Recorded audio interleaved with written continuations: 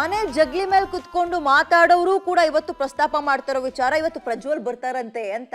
ಇದರ ನಡುವೆ ಕೊಟ್ಟು ಮಾತಂಗೆ ನಡೆದುಕೊಳ್ತಾರ, ಕೊಟ್ಟು ಮಾತು ಉಳಿಸ್ಕೊಳ್ತಾರ ಪ್ರಜ್ವಲ್. ಕಡೆಯ ಆಟ ಕಡೆ ಓಟ ಏನಿರ್ಬೋದು ಪ್ಲಾನ್? ಬರ್ತಾರಾ ಅಥವಾ ಬರಲ್ವಾ? ವಿಡಿಯೋ ಹೇಳಿಕೆ ಅಂತ ನಡೆದುಕೊಂಡ್ರೆ ಪ್ರಜ್ವಲ್ ವಾಪಸ್ ಆಗೋದು ಕನ್ಫರ್ಮ್, ಅಥವಾ ಇರ್ಲಿ ಇನ್ನೂ ಒಂದು ಚಾನ್ಸ್ ನೋಡೋಣ, ಬೀಸೋದೊಣ್ಣೆಯಿಂದ ತಪ್ಪಿಸ್ಕೊಳ್ಳೋಣ ಅಂತಂದ್ರೆ ಗೇಮ್ ಚೇಂಜ್ ಆಗ್ಬೋದು. ಜರ್ಮನಿಯಿಂದ ವಾಪಸ್ ಆಗೋ ಮುನ್ನ ಆಯ್ಕೆ ಏನಾದರೂ ಬದಲಾಗುತ್ತಾ? ಪ್ರಜ್ವಲ್ ರೇವಣ್ಣ ಮುಂದಿರೋ ಆ ಎರಡು ಆಯ್ಕೆ ಏನು? ಹಾಗಾದ್ರೆ ನೋಡ್ತಾ ಹೋಗೋಣ. ಪಬ್ಲಿಕ್ ಟಿವಿಯಲ್ಲಿ ಪ್ರಜ್ವಲ್ ರಿಟರ್ನ್ಸ್ ನ ಕ್ಲೈಮ್ಯಾಕ್ಸ್ ಸ್ಟೋರಿ.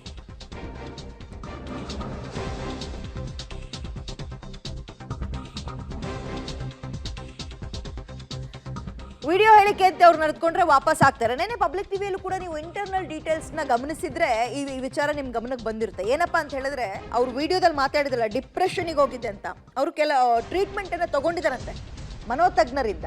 ಸೊ ಅವ್ರು ಹೇಳಿದಾರಂತೆ ನೀವು ಹೋಗಿ ಎದುರಿಸಿ ಅಂತ, ಚೆನ್ನಾಗಿ ಅಂದ್ರೆ ರೆಡಿ ಮಾಡಿ ಕಳಿಸಿದ್ರೆ ಆನಂತರವೇ ಅವರು ವಿಡಿಯೋ ಮಾಡಕ್ಕೆ ಎಷ್ಟು ಧೈರ್ಯ ಮಾಡಿದ್ದು ಅನ್ನುವಂತಹ ಮಾಹಿತಿ ಇಂಟರ್ನಲ್ ಡೀಟೇಲ್ಸ್ ಇದು.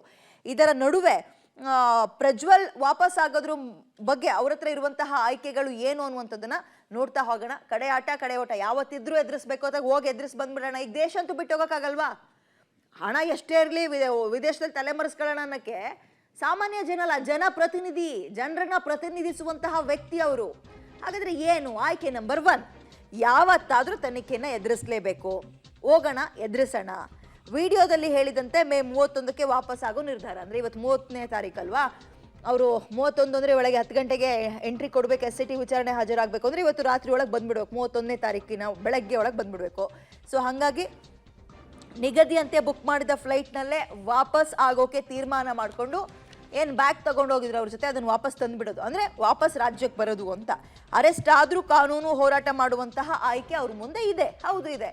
ಎಂತಹ ಒಂದು ಕಟುಕನಿಗಾಗಲಿ ಕಾನೂನಿನ ವಿಚಾರದಲ್ಲಿ ಹೋರಾಟ ಮಾಡುವ ಆಯ್ಕೆ ಅವ್ರ ಮುಂದಿರುತ್ತೆ. ಹೀಗಿರುವಾಗ ಹೆದರಿಸೋಣ, ಏನಾದರೂ ಪರವಾಗಿಲ್ಲ ಅಂತ ಧೈರ್ಯ ಮಾಡಿ ಬರ್ತಾರಾ ಅಥವಾ ಹೇಗೆ? ಹಾಗಾದರೆ ಆಯ್ಕೆ ನಂಬರ್ 2 ಅವ್ರ ಮುಂದಿರುವಂಥದ್ದು.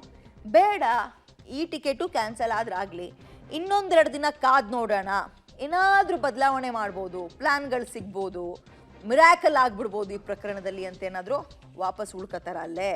ಚುನಾವಣೆ ಫಲಿತಾಂಶ ನೆಪದಲ್ಲಿ ಕಾಲಾವಕಾಶ ಕೋರುವ ಸಾಧ್ಯತೆ ಇದೆ.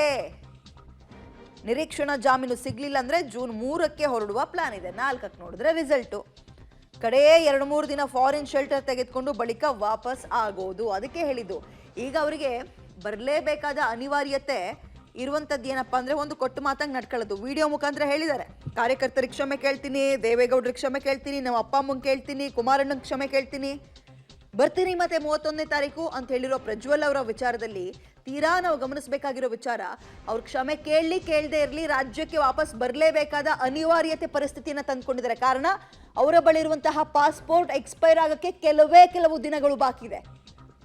ಅದು ಮೀರಿ ಅವ್ರು ಅಲ್ಲಿ ಉಳ್ಕೊಂಡ್ರೆ ಯಾವ ದೇಶದಲ್ಲಿದ್ದಾರೆ ಆ ದೇಶದವರೇ ಒದ್ದವರಾಗ್ತಾರೆ. ಅಂತಹ ಪರಿಸ್ಥಿತಿನ ತಂದ್ಕೊಳ್ಳಲ್ಲ ಅಂತ ಕಾಣುತ್ತೆ.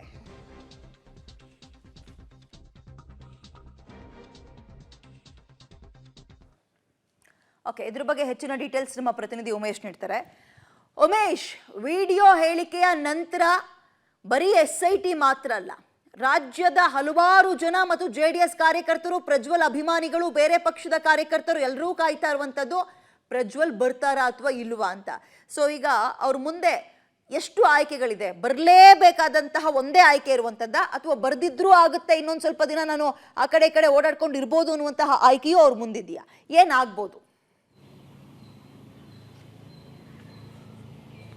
ವಿದ್ಯಾ, ಈ ಪ್ರಕರಣದಲ್ಲಿ ಸುಮಾರು 25 ದಿನಗಳ ಕಾಲ ಅಂದರೆ 1 ತಿಂಗಳ ಕಾಲ ಕೂಡ ಆತ ಎಲ್ಲೂ ಕೂಡ ಸಂಪರ್ಕಕ್ಕೆ ಸಿಕ್ಕಿರಲಿಲ್ಲ. ಈ ಸಂಬಂಧಪಟ್ಟಾಗಿ SIT ಅಧಿಕಾರಿಗಳು ಕೂಡ ಆತನ ಬಂಧನ ಪ್ರಕ್ರಿಯೆಗೆ ಬೇಕಾದಂಥ ಎಲ್ಲ ಕಾನೂನು ಹೋರಾಟಗಳನ್ನು ಕೂಡ ಮಾಡಿಕೊಂಡೇ ಬರ್ತಾಯಿದ್ರು.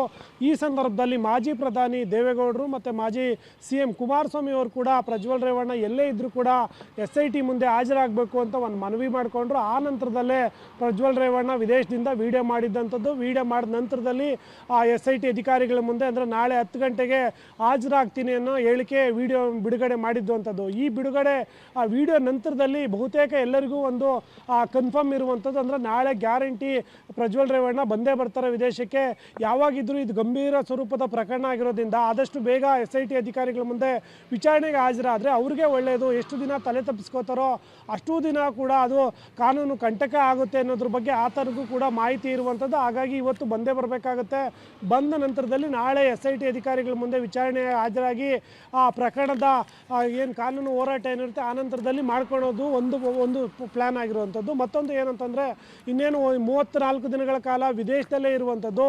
ಇನ್ನೊಂದು 4-5 ದಿನಗಳ ಕಾಲ ಕಳೆದ್ರೆ 4ನೇ ತಾರೀಕೇನು ಲೋಕಸಭಾ ಚುನಾವಣೆದು ರಿಸಲ್ಟ್ ಇದೆ, ರಿಸಲ್ಟ್ ನೋಡ್ಕೊಂಡೆ ವಾಪಸ್ ಬರುವ ಸಾಧ್ಯತೆ ಕೂಡ ಇರುವಂಥದ್ದು. ಮತ್ತೊಂದು ಕಡೆ ನಾಳೆ ನಿರೀಕ್ಷಣಾ ಜಾಮೀನು ಅರ್ಜಿ ವಿಚಾರಣೆ ಇರೋದ್ರಿಂದ ಆವಾಗ ಏನಾಗುತ್ತೆ ನೋಡೇ ಬಿಡೋಣ ಅನ್ನೋ ನಿಟ್ಟಿನಲ್ಲಿ ಕೆಲವೊಬ್ಬರು ಏನಾದರೂ ಅವರಿಗೆ ತಿಳಿ ಹೇಳಿದರೆ ಅಥವಾ ನಾಳೆ ನಿರೀಕ್ಷಣಾ ಜಾಮೀನು ಅರ್ಜಿ ನೋಡಿಕೊಂಡು ನೆಕ್ಸ್ಟು ಕಾನೂನು ಹೋರಾಟ ಏನು ಮಾಡಬೇಕು, ಯಾವ ರೀತಿಯಾಗಿ ನೆಕ್ಸ್ಟ್ ಸ್ಟೆಪ್ ಇಡಬೇಕು ಅನ್ನೋ ನಿಟ್ಟಿನಲ್ಲಿ ಒಂದಷ್ಟು ದಿನಗಳ ಕಾಲ ಕಾದು ನೋಡೋಣ ಅಂತೇನಾದರೂ ಆತ ಊಹೆ ಮಾಡಿದ್ರೆ ಇನ್ನೊಂದು 3-4 ದಿನಗಳ ಕಾಲ ಆತ ಬೆಂಗಳೂರಿಗೆ ಬರೋದು ಬಹುತೇಕ ಡೌಟ್ ಆಗಿರುತ್ತೆ. ಹಾಗಾಗಿ ಈ ಎರಡೂ ಆಪ್ಷನ್ಗಳು ಕೂಡ ಪ್ರಜ್ವಲ್ ರೇವಣ್ಣಗಿರುವಂಥದ್ದು. ಬಹುತೇಕ ಇವತ್ತು ಬರಬೇಕು. ಒಂದು ವೇಳೆ ಏನು ಬಂದಿಲ್ಲ ಅಂತಂದರೆ ನಿರೀಕ್ಷಣಾ ಜಾಮೀನು ಅರ್ಜಿ ಮತ್ತು ರಿಸಲ್ಟ್ ಏನಿದೆ ಎರಡನ್ನೂ ಕೂಡ ನೋಡಿಕೊಂಡು 4ನೇ ತಾರೀಕು ನಂತರದಲ್ಲಿ ಬರುವ ಸಾಧ್ಯತೆಗಳು ಕೂಡ ಹೆಚ್ಚಾಗಿರುವಂಥದ್ದು. ಅವಕ್ಕೆಲ್ಲಕ್ಕೂ ಕೂಡ ಇನ್ನೇನು ಕೆಲವೇ ಗಂಟೆಗಳಲ್ಲಿ ಉತ್ತರ ಸಿಗಬೇಕಾಗಿರುವಂಥದ್ದು.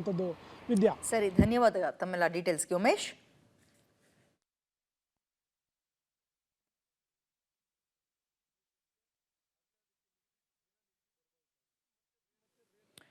ಇವತ್ತು ಹಾಸನದಲ್ಲಿ ಬೃಹತ್ ಪ್ರತಿಭಟನೆ ಇದೆ. ಯಾತಕ್ಕೋಸ್ಕರ ಅಂದ್ರೆ ಸಂಸದ ಪ್ರಜ್ವಲ್ರನ್ನ ಆದಷ್ಟು ಬೇಗ ಬಂಧಿಸಬೇಕು ಅಂತ ಆಗ್ರಹಿಸಿ ನಡೆಸ್ತಾ ಇರುವಂತಹ ಪ್ರತಿಭಟನೆ.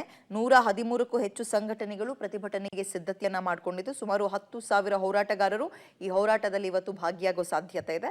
ಬೆಳಗ್ಗೆ 11 ಗಂಟೆಗೆ ಈ ಬೃಹತ್ ಮೆರವಣಿಗೆ ಮುಖಾಂತರ ಪ್ರತಿಭಟನೆಯನ್ನ ಹಾಸನದಲ್ಲಿ ಆರಂಭ ಮಾಡ್ತಾರೆ. ಎಲ್ಲಿಂದ ಅಂದ್ರೆ ಹಾಸನದ ಹೇಮಾವತಿ ಪ್ರತಿಮೆಯಿಂದ ಮೆರವಣಿಗೆ ಆರಂಭ ಆಗುತ್ತೆ. DC ಕಚೇರಿ ಎದುರಿನ ರಸ್ತೆಯಲ್ಲಿ ಬೃಹತ್ ಬಹಿರಂಗ ಸಭೆ ಕೂಡ ಇದೆ.